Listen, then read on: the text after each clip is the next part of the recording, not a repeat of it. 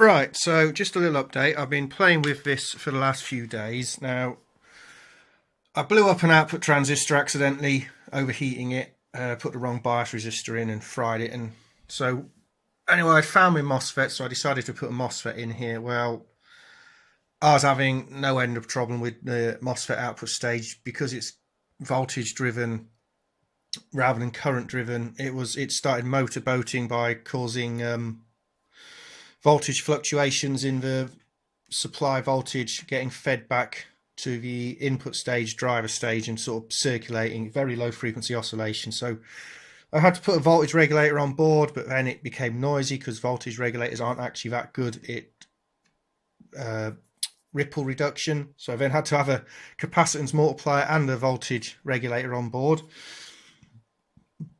But the thing kept oscillating and all sorts. It was proving a pain in the ass to tame, so I went back to the bipolar junction transistor. Now at present, I don't even have the speaker connected and it's not oscillating. Now, if I give it a kick with my finger, it goes into some weird 100 Hertz oscillation thing, and it's actually, I think it's because it oscillates so hard if I give it a kick, this transistor at one point turns fully off. This transformer is allowed to fly up. It peaks at a huge voltage. It can pull, you know, it's an inductor which has just had the current switched off, so it can go up to thousands of volts. And I think I'm taking an educated guess here because it seems to be the only logical thing I can come up with is that it exceeds the maximum voltage across this transistor, and this transistor then just sort of turns on. So I get all manner of weird things happen here, and pulling out like the driver transistor and stuff doesn't stop it. This transistor biases on really hard, and then it looks like 100 Hertz oscillation. It's not. It's just the ripple of the power supply then being seen on the scope as an output waveform. So I'm not going to do that. And it will only do that with the speaker disconnected. You never run a transformer coupled amplifier without the speaker connected. So if I connect the speaker up, and do this one-handed, give me a sec. Right, so that's the speaker now connected up. So I'm going to give it a square wave signal from my scope. This is just a very high value resistor. So, behave.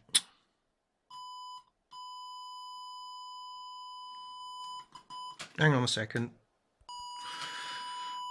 Right, so that is the square wave. Now, at present, that's not a bad square wave.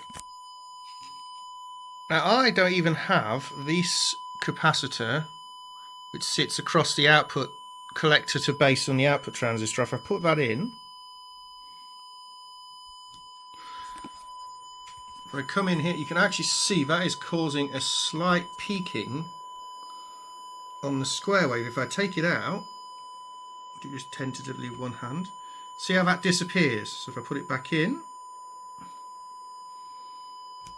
now I'm going to have to leave it in for the next bit because I actually found out after playing around with some values, this small capacitor this small capacitor here is sitting across the feedback resistor. So the resistor that's coming, basically the output stage signal is coming back in the board here. There's a resistor going to the input transistor, and this capacitor sits in parallel with it. If I pull this capacitor out, look at that. Now, I can run the amp with no 100 picofarad capacitor across the output stage without oscillating, even without the speaker connected. However, if I try and remove this capacitor and disconnect the speaker, it will oscillate like a bugger, even with this transistor in. So this little capacitor is actually compensating for a phase shift in the output transformer due to inductance and stray capacitances and stuff, and is stopping the amp from oscillating, because if you don't get phase shift, you don't get oscillation. Whereas this one is more of a brute force approach. It tries to taper the gain of the amplifier off by applying more and more local feedback. But as can be seen, the phase shift is still finding its way through as a ringing in the output stage. So let me just put this cap back in. So that's it back in. So I can pull this one out. High voltage present here. Much better. So if it's not oscillating without that 100 picofarad capacitor in, and it's getting a better square wave response with it out, then I'm going to leave it out. So let me just turn this square wave off, because that is freaking annoying. Oh, that's better. Right, so yeah. Anyway, that's just a quick basics of where I'm going now. By the way, the input stage, I found my FETs. This is a BF256 or something. It works better. It's actually more stable with this. I changed out the BC546 I had for this. It was stable with it in, but you could just hear, if you start trying to listen to music at very high frequencies, like say female vocals, if they start singing loud, you could just hear distortion over the top, like that annoying broken ball bearing sound that's sort of discordant but harmonically related to the signal going in. And that was obviously, it was generating a lot of distortion artifacts, whether that was just inherent harmonics being generated by the amplifier circuit, or if it was some weird of transient intermodulation distortion, something, I don't know. I don't have the equipment to really go into depth to measure that. I can tell you now, it doesn't do it with the FET, because the FET is a slightly lower gain transistor. So I'm thinking it might have been a slight, I don't know, ringing, almost oscillation, but not quite thing happening at certain frequencies that I couldn't get to happen doing square wave testing. But anyway, so that is the final design of amplifier. I'm going, I think, bipolar junction transistor output stage and FET input stage. What I haven't tried the MOSFET output stage with the FET input stage. I think I'm just going to give that a quick whiz to see if it actually works or not. All right, not quite done. So I decided I've now got an IRF840 on the heatsink as well. Now, this is a testament to whether an amp's going to be stable or not. Is if you can connect your output transistor with some flying leads like this, and it's a MOSFET, and it doesn't just start singing uncontrollably on its own, it's a pretty good sign. Now, again, speaker's not connected. I can give it a little kick with my finger.